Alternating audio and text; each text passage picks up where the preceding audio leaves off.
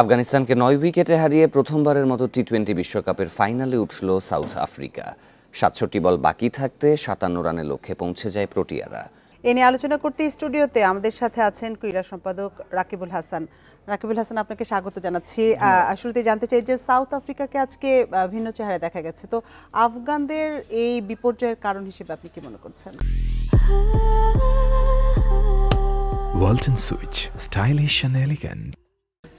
দেখেন, প্রথম কারণ তো ৫৬ রানে যদি অল আউট হয় তাহলে ওই দলটাকেই প্রথম বিপর্যয় নিজেরাই ডেকে এনেছে এরকম বলতে হবে।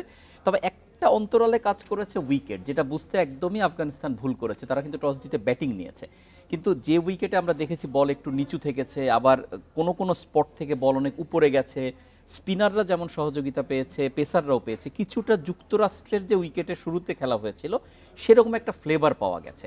তো ফলে এই জায়গাটায় তারা যে অ্যাডাপ্ট করতে পারলো না, বা এরকম উইকেটে কিন্তু তারা অতীতে খেলেছে এই ওয়ার্ল্ড কাপেই, ফলে সেই জায়গাটা ভুল বোঝাটা। এবং তার সঙ্গে সবশেষ আমি একটা কথা বলবো যে হয়তো একটা ইতিহাস গড়ার যে রোমাঞ্চ ভিতরে, যে একটা মানে অন্য ভেরি গুড ফিলিং, সেই ফিলিং থেকে একটা প্রতিষ্ঠিত দল বা যে সাউথ আফ্রিকা যেমন দীর্ঘদিনের প্রতিষ্ঠিত দল, তারা যেভাবে এটা হ্যান্ডেল করেছে আফগানিস্তান সেটা হ্যান্ডেল করতে পারেনি, যে কারণেই আসলে এই বিপর্যয়।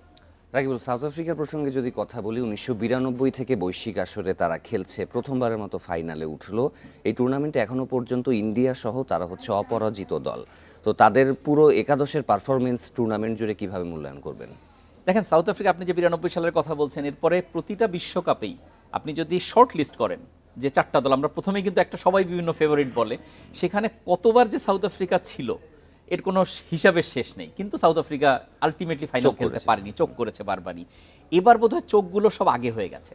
আপনি যদি খেয়াল করে দেখেন, তারা যে প্রথম মানে সেমিফাইনালের আগে যে 7টা ম্যাচ ছিল তার মধ্যে 5টা তারা হারতে পারতো, এবং সেখানে মানে কি বলবো ৩-৪টা ম্যাচ বোধহয় লাস্ট নেপাল এবং বাংলাদেশের ম্যাচটা। ফলে ওরকম জায়গা পার হয়ে আসার কিন্তু একটা ইতিবাচক ব্যাপার হয় যখন আপনি মানে এরকম নকআউট স্টেজে আসেন, এবং সেটাই সাউথ আফ্রিকা দেখিয়েছে। আর যদি আপনি তাদের এবারের একাদশটা বিচার করেন, সেখানে কিন্তু কোনো খুঁত নেই, খুবই ব্যালেন্স টিম। এবং বিশেষ করে একটা জায়গায় তারা একটু প্রথম দিকে একাদশ নির্ধারণে ভুল করেছিল, তাবরেজ শামসি বাইরে ছিল, তারপরে যখন তিনি ইন করার পরে মাত্র 4 ম্যাচ হয়েছে এবং সেখানে তার 11 উইকেট হয়ে গেছে। যেমনটি টস জিতে ব্যাটিং এর কথা বলছিলেন আফগানিস্তানের, তো এই সিদ্ধান্তটা তাদের ঠিক ছিল কিনা? দেখেন, ঠিক ছিল মানে এখন তো আসলে ঠিক ছিল নাই বলতে হবে, কারণ আমরা যে স্কোরশিট আমাদের হাতে আছে। তবে যেটা হয় যে সবাই চেস করতে চায় টি-20-তে এখন, এই কারণে যে টার্গেটটা দেখে নিতে। আপনি খেয়াল করে দেখেন, যদি এখানে তারা বোলিং নিত, যদি সাউথ আফ্রিকা, তারাও তো এই উইকেটের শিকার হয়ে যেত একটা। যদি এখন আমরা দেখছি 9 উইকেটে জিতেছে, কিন্তু সেটা কিন্তু 56 টার্গেট মানে 56 রানের কারণে। ফলে তারা যদি কোনোভাবে সাউথ আফ্রিকাকে 120-30 এরকম রানে রাখতে পারে, তখন কিন্তু আবার ডিফারেন্ট ব্যাটিং হতো।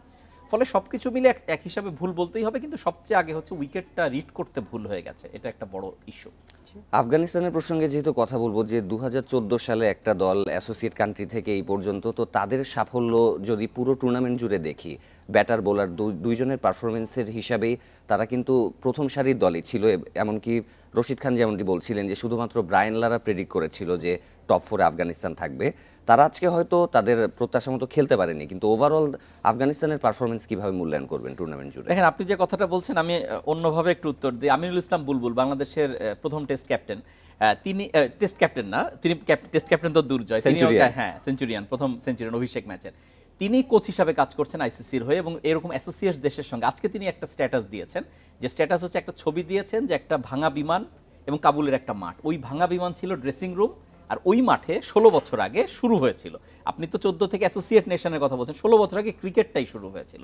সেই দলটার ক্রিকেটাররা বাইরে প্র্যাকটিস করেছে, তারা এখনও কিন্তু হোমে কোনো খেলার সুযোগ পায় না, বাট তাদের ডেডিকেশন লেভেলটা অন্য জায়গায়, মাইন্ডসেটটা, বা তারা দেশকে রিটার্ন করতে চায়। যদিও আজকের পারফরমেন্স তাদের জন্য একটা ডিজাস্টার, কিন্তু তারপরেও তারা যেটা ঘটিয়েছে, যে অবস্থাটায় গিয়েছে, সেটা অবশ্যই তাদেরকে মানে hats off to Afghanistan. But হয়তো বা তারা আরেকটু বেটার পারফর্ম করতে পারতো এই সেট। আজকে আসলে মানে পিচটা বোঝার একটা ভুল ছিল, সেটারই মাসুল দিতে হয়েছে। আর এই পিচের কারণে আমি আরেকটা কথা বলতে চাই, নিশ্চয়ই ব্রায়ান লারা মাইন্ড করবেন, কারণ ব্রায়ান লারা নামে স্টেডিয়াম, তিনি হচ্ছে গ্রেটেস্ট এভার ব্যাটারদের একজন। ফলে সে তার স্টেডিয়ামে যদি উইকেট এরকম হয়, তাহলে অবশ্যই তার মাইন্ড করার কথা। রাকিবুল, আজকে একটু রাতে আরেকটি খেলা বিগ শট ম্যাচ বলা যায়, যে ভারত ইংল্যান্ডের ম্যাচ। আবহাওয়ার একটা শঙ্কা রয়েছে, আবার দেখা গেছে যে সাবেক ইংলিশ ক্রিকেটার মাইকেল ভনও তিনি আসলে ভেন্যু নিয়ে একটা কমপ্লেইন করেছেন। তো আজকের ম্যাচের লড়াইটা কিরকম হতে যাচ্ছে? আপনি নিজে কোট করলেন যে ভেন্যু নিয়ে কমপ্লেন করেছেন, এটা অনেক আগেই একটা সেট আপ বিষয় যে ইন্ডিয়া যদি কোনোভাবে প্রসিড করতে থাকে তাহলে সেমিফাইনালটা গায়ানায় পড়বে। গায়ানা পুরো বিশ্ব জানে ওখানে স্পিনিং ট্র্যাক হয়, ওখানে খুব ফ্লুয়েন্ট স্ট্রোক মেকাররা ভালো করে না। আপনি যদি ইংল্যান্ডের প্লেইং প্যাটার্ন দেখেন, তারা হচ্ছে ফ্লুয়েন্ট স্ট্রোক মেকার। তাদের টপ অর্ডারে যে 5-6 জন সবার স্ট্রাইক রেট 150-র দিকে, ফলে সেই দলটা স্ট্রাগল করবে ওই উইকেটে, এটা ফর শিওর। ওয়েদারের কথা যেটা বলছেন, যে ওয়েদার আসলে গায়ানাতে কিন্তু একটু লম্বা ভোগাতে পারে, কারণ আপনি যখন দ্বীপ দেশগুলো, গায়ানা কিন্তু দ্বীপ দেশ না, মেইনল্যান্ডের দেশ। দ্বীপ দেশগুলোতে পাসিং শাওয়ার হয়, যে বৃষ্টি চলে যায়, কিন্তু মানে যেহেতু এটা মেইনল্যান্ডে, ফলে এখানে কিন্তু বৃষ্টিটা একটু থাকতে পারে, ফলে সেটার সাথে অ্যাডজাস্ট করেও খেলতে হবে যদি ভোগায়। আর আরেকটা বিষয় হচ্ছে, ভারত এই পর্যন্ত সেমিফাইনাল সহ ইভেন ফাইনালেও যদি যায়, তারা সব ম্যাচ দিনে খেলছে, মানে ফিক্সচারটাই এমন। অন্যদের কিন্তু কোনোটা দিনে, কোনোটা, আমি ওখানকার কথা বলছি, আমরা এখানে রাতে খেলা দেখবো, কিন্তু ওখানকার খেলাটা দিনে। ফলে এই কিছু বিষয় যেটা আমাদের বারবারই আইসিসিটা মেনে নিতে হয়, কিন্তু কিছু করার নেই আসলে। যাই হোক, একটা জমজমাট লড়াইয়ের প্রত্যাশাই হবে আমরা আশা করি। রাকিবুল, আপনাকে ধন্যবাদ আমাদের আপনাকে সঙ্গে যোগ অসংখ্য দেওয়ার জন্য। ধন্যবাদ রাকিবুল, আমাদের সাথে যোগ দেওয়ার জন্য।